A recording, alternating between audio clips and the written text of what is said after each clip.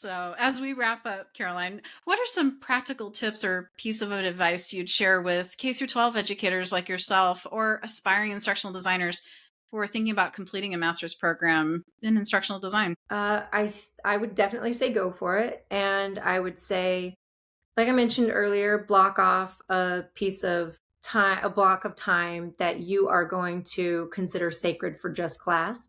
It does take you being purposeful to make it happen. And then I really found it valuable to spend some time with the syllabus at the beginning of each class because I found that there were several assignments that, oh, week 4, I'm only on week 1, but week 4 is going to ask me to, you know, build an e-learning module about X, Y, and Z. I can at least put some of the skeleton of that in place right now so that once I get there, it's going to be a little bit faster. And then I found myself more and more rapidly as I took each class, completing assignments from the end of the course because I had begun them early on and was just adding small elements to them. So then by the time I hit the end, I had no stress because, oh, I already have more than half of this done and it's only going to take me a couple of hours to close it off. So spend the time with the syllabus each month or each 6 weeks and really I think that you'll do yourself a service, but don't give up. It's definitely worth it. I'm excited to move on to the next step for this as well, and I couldn't have done it without this program. Wow, that's great.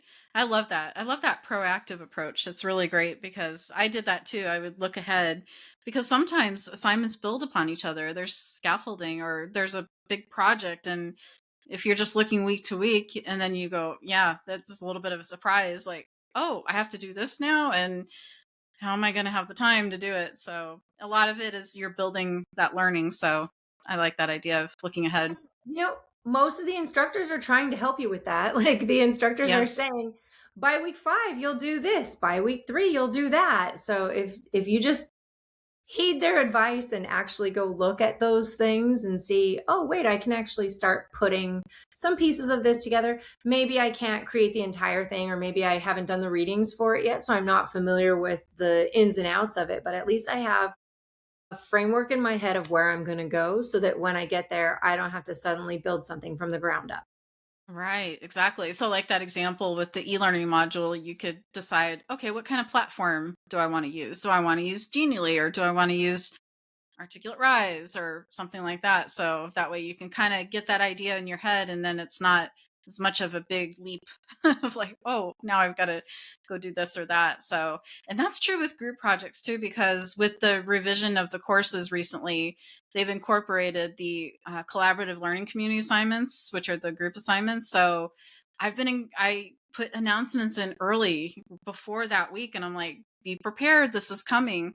And then still some students in my classes are like, oh, I didn't know this was a group assignment. And I'm like, it says it right there that it's a group assignment. So it's really funny. I'm like, "Ah, okay.